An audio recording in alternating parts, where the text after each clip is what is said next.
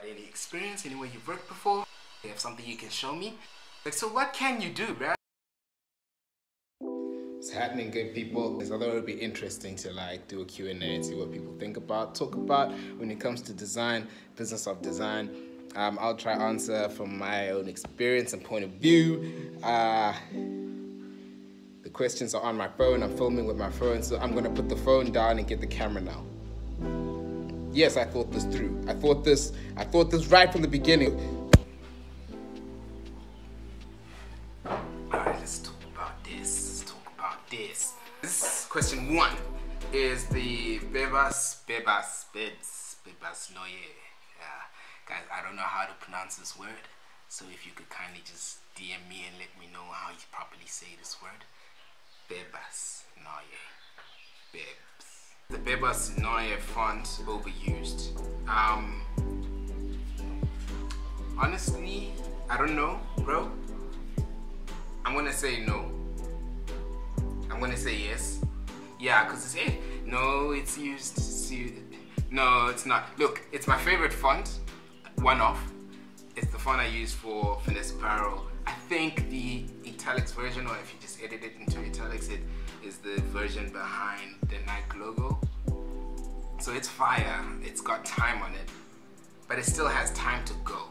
Like, it's not finished. So I would say no. For that reason, look, it's not overused, it's used a lot. Yeah, that's my answer, and I'm sticking with it. Cool. Question 2.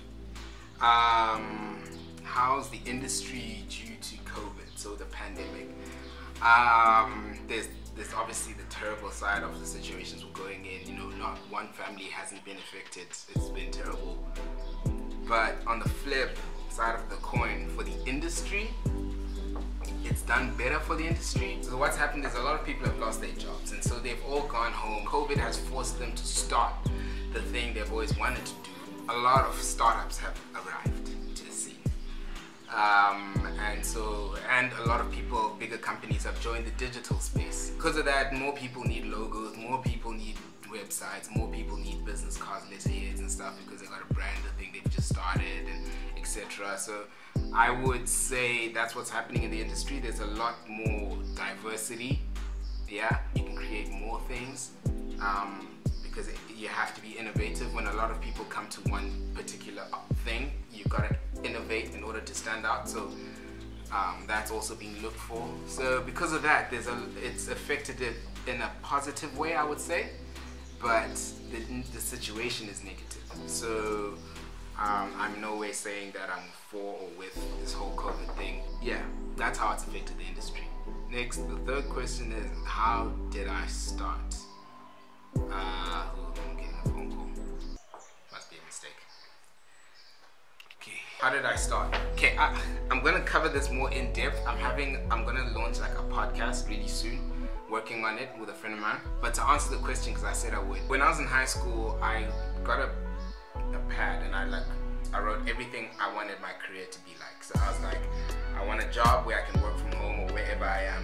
I don't have work hours. I can work whenever I feel like it and still get paid. Not really the case, but you know what I mean. I wrote down what I wanted my job to be like, and then I looked for it, and then at the time I thought it was architecture, so I went into that. But it wasn't exactly it. It was just the closest I could find. And then a friend of mine, introduced me to graphic design. So I was like, hey, it's fire. When I got into university at Charlotte Fair, Curtin, I knew nothing. I had never used the softwares before. I knew no concepts. I never touched Illustrator, Photoshop, After Effects, InDesign, the whole work, none. I went for my first job interview. It says here, you're a designer, okay. So do you have any qualifications? Have you got any experience anywhere you've worked before? You have something you can show me?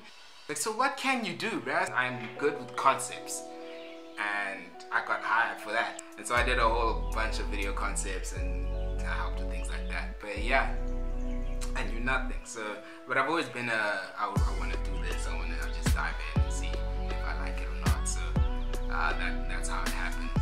I'll tell you more on the podcast already. It's not ready now. I'm still working on it with my friend. But when it's ready, tell y'all. Check it out and I'll answer it in depth. But for some of these questions, actually the rest of these questions, personally in the DM. I think this is enough for this video. Yeah, there's a lot more, guys, because I'm thinking of putting stuff out and talking about my whole creative journey, experience, stuff I've learned in the business world, the design world, talk to other people in the industry, all this kind of stuff, and like just get all this knowledge and put it out there, and hopefully it helps so much. Thanks though for the questions and for getting in touch and responding to my stories. Alright, thanks. I'm gonna stop this one here. Cool.